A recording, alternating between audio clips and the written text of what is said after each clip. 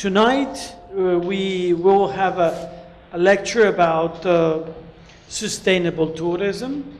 Montenegro is a very interesting case study of how one country can make an important investment in a new direction. Tourism and sustainability.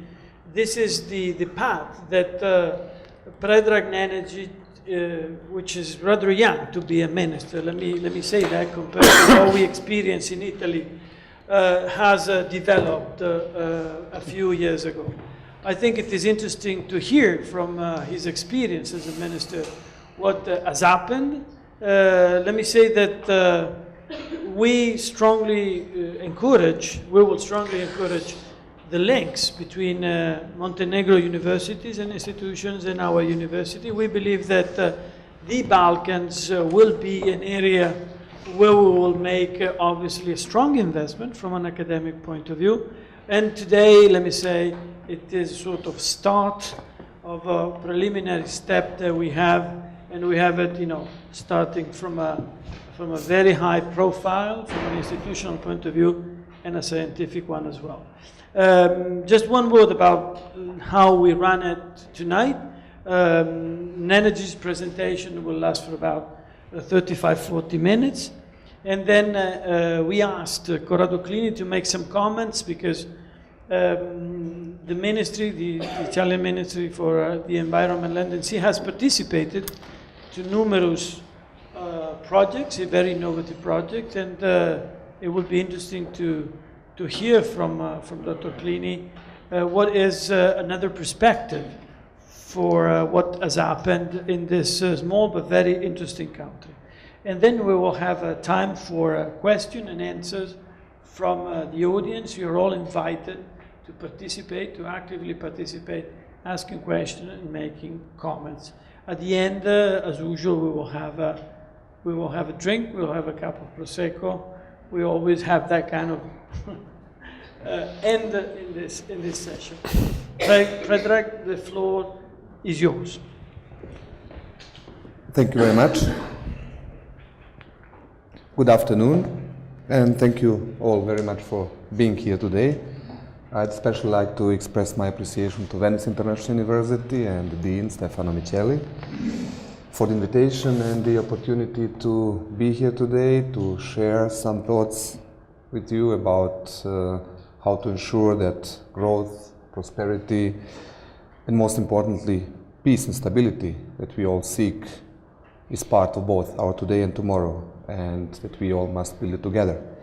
Let me also express my particular appreciation to Dr. Clini and his team of the Italian Ministry for Environment, Land and Sea, which has become a true partner of Montenegro for many, many years. Now it's our 7th year of very strong cooperation, and I must say that his work and the work of his team is tremendously valued in my country, and that all the resources he has mobilized, they have had and they are continuing to have a large impact on development on Montenegro's economy in a sustainable manner, of course. But let me first tell you a few words about Montenegro. We discussed this issue today, and I believe that being so close to Italy and to Venice, still there is some mystery about Balkans, Western Balkans, Montenegro, and so on. Well, Montenegro shared for a long time the history of the Republic of Venice, and one part was belonged actually to Venice, Boca di Cataro, one of the most beautiful bays in the world, Boka Kotorska Bay. One part of Montenegro used to be part of Austro-Hungarian Empire. We had Ottoman Empire. One part of Montenegro used to be free always. It was the Kingdom of Montenegro. The last Italian queen, Regina Elena, comes from Montenegro, from Montenegrin court. She was the daughter of Montenegrin King Nicola. So the history was very turbulent, also very, very interesting. But the most recent history is that Montenegro was declared at the Berlin Congress in 1878 as an independent country.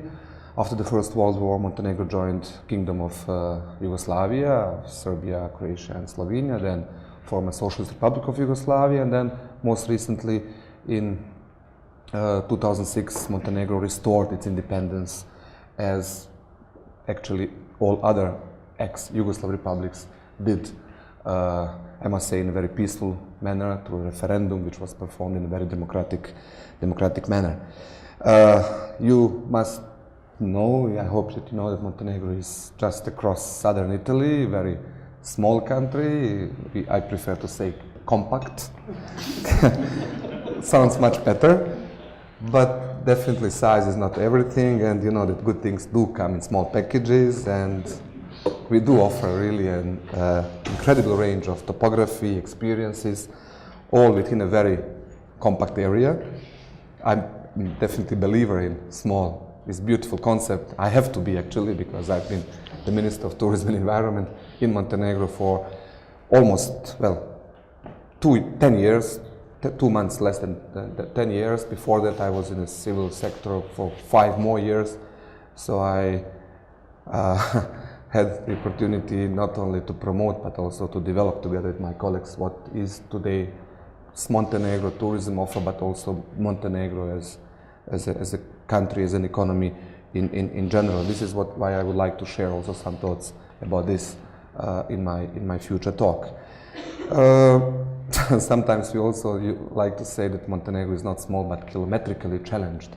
This sounds also quite good, but it can be also an advantage very often, because you know our economic policy can be nimble, we can adapt, we can be flexible. The most recent economic and financial crisis proved that we, being an extremely open economy, managed to adapt quite quickly and to survive the most dangerous hits which came in the beginning of the crisis.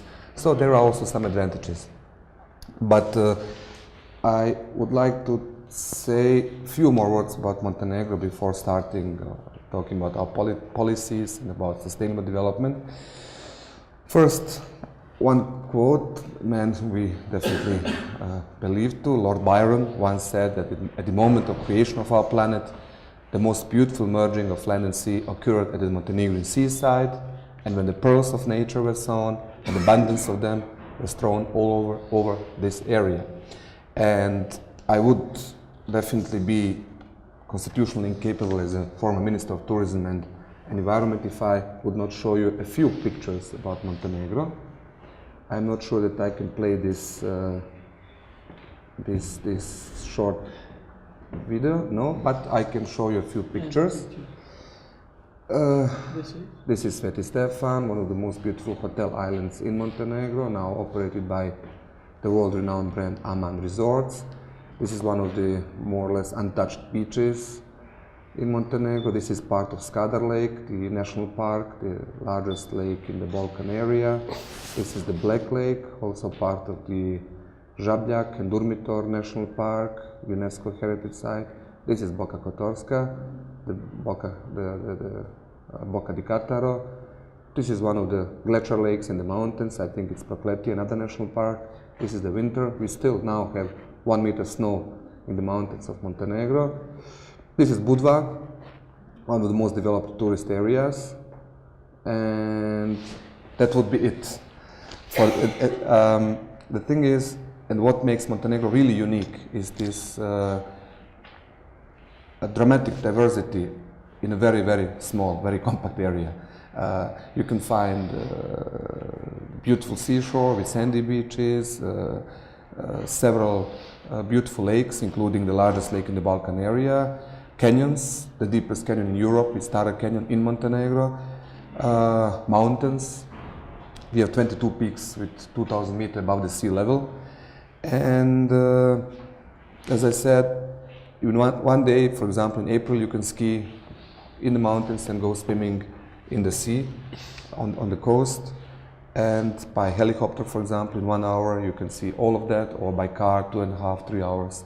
This is the difference. This is the distance and the time you need to see both the mountains, national parks, and the sea. And this makes Montenegro, in a touristic way, I believe, very unique, and this is what we are trying to promote. So, Now, while Montenegro's beauty has been described definitely as otherworldly, we still live in this world. And this world is definitely, as you know, full of challenges, and we have our share of them. We live in a neighborhood that has been, as I already mentioned to you, a bit rough and troubled for 1,000 or let me say 1,500 years. And in general, we have managed to avoid very much of that conflict and settle most issues peacefully. We regained, as I said, our independence in 2006, but in some ways we are still rebuilding our nation. And what are our key goals today as a nation? Well, domestically, among other things, it is to increase economic efficiency and equity, to decrease unemployment, to improve the quality of life of our citizens through better healthcare, education, and other public goods, and very importantly, to improve the way we execute one of our greatest responsibilities, to be good stewards of the land and sea and air we are so blessed to have inherited, and which we must pass to our children and our children's children in a better condition than that in which we have found it. And internationally, we are working hard to become part of the European Union. We believe that the EU accession process itself will bring many benefits and discipline our policies and approach in generally productive ways. We wish to be a progressive, innovative voice in international discourse, a voice which or with impact that is beyond our modest size on matters of transnational or global importance, not least of which is perhaps the greatest issue of our time, the global warming, the biodiversity loss, and our environment overall. And we wish to innovate and create new solutions, particularly through cooperation and through partnerships with our friends and neighbors. And we are fortunate to have many of both.